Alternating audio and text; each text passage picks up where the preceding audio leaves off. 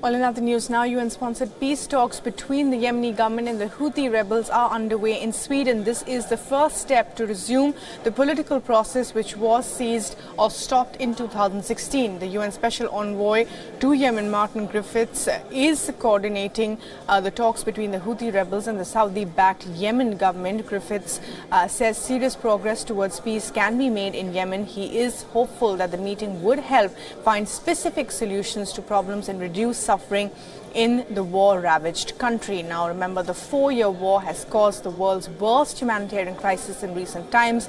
Thousands of people have died in fighting and nearly 14 million have been pushed to the brink of starvation. Though cautious about the outcome, people in Yemen are hopeful that the negotiations would end the conflict. نحن الشعب اليمني وصلنا إلى مرحلة يعني على حافة المجاعة، يعني فوق 22 مليون شخص يمني في حالة مجاعة. فلا نريد إطالة الحروب، لا نريد إفشال هذه المحادثات. نحن متفائلين في المفاوضات الجارية في السويد. طبعا 4 سنوات من العدوان والشعب صابر، وإن شاء الله تكون هذه المفاوضات مفاوضات ناجحة. أمل الشعب في الفريق المكون للحوار، والجميع منتظرين نتائج طيبة بإذن الله.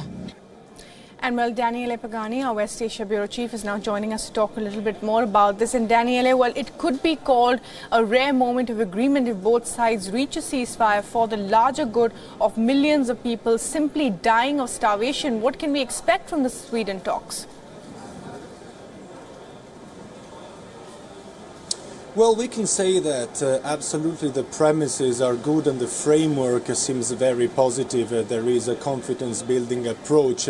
How to build this confidence? Well, first of all, the large swaps of prisoners on both sides recently happened. Then some Houthi rebels were allowed by the Saudi and United Arab Emirates coalition to travel to Oman in order to get treated in the country's hospitals. Also, the Houthi rebels said that they are ready to talk about leaving the port of Hodeida, which is the most important port in Yemen, under the control of the United Nations. Should the United Nations be capable of guaranteeing that the coalition does not invade Hodeida after that? So premises are good. There is a large possibility, a very clear possibility that there will be a ceasefire, a long-standing ceasefire.